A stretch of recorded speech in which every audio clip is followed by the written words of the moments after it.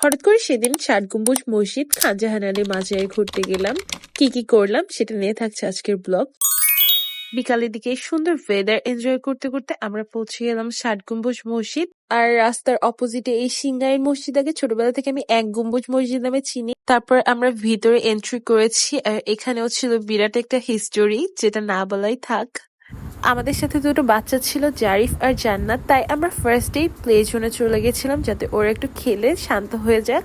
সুযোগে আমরাও একটু সদ্ব্যবহার করে নিলাম। এখান থেকে মসজিদের ভিউটা অনেক সুন্দর লাগে, বাট সামনে থেকে লুক এট দ্য ভিউ। আমরা এতবার 'ষাট গম্বুজে গিয়েছি, বাট এই ভিউটার জন্যই মনে হয় 'ষাট গম্বুজে আমাদের এতবার যাওয়া হয়। আর এখানে আমরা কিছু ভিডিও আর পিকচার ক্লিক করি আর চারপাশটা ঘুরে ঘুরে দেখছিলাম। কেন জানি না আমি এখানে যখনই আসি আমি দেয়ালগুলো হাত দিয়ে ছুঁয়ে ছুঁয়ে দেখি, আমার খুব ভালো লাগে। আর এই পেছনের ঘোড়া দিঘি মানুষের ক্লান্তি কাটিয়ে প্রশান্তি আনার জন্য এক বিকেলে এই দিঘির পাড়ে আসতেই হবে। দিঘির চারিপাশে শাপলা ফুল আর পদ্ম ফুল দিয়ে ঘেরা। সবার সাথে এখানে বসে কিছু গল্প করার পর আমরা এখান থেকে বেরিয়ে গেলাম। এটা হচ্ছে জাদুঘর।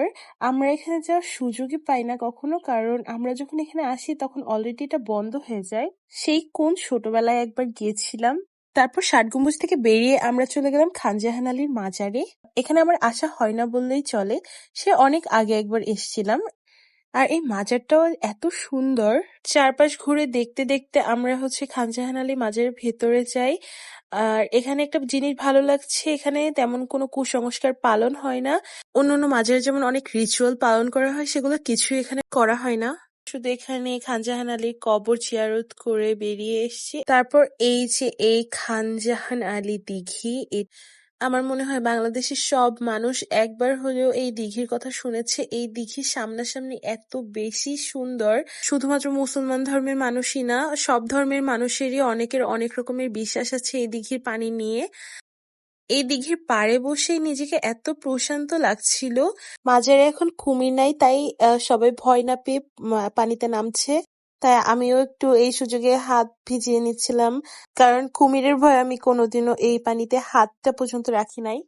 তারপর প্রায় সন্ধ্যার দিকে আমরা এখান থেকে বেরিয়ে যাই। বাইরের এই দোকানগুলো থেকে দেখছিলাম কিছু নেওয়া যায় নাকি। অনেক কম দামে অনেক হোম ডেকোরের জিনিস পাওয়া যাচ্ছিল। তারপর ওখান থেকে আমরা ডিরেক্ট ফকিরহাটে চলে আসি। আর ফকিরহাটে এসে আমাদের বিশ্বরের চা খেয়ে তারপর আমরা বাসে চলে যাই। এই ছিল আমাদের দিন আজকের মতো। Bye bye.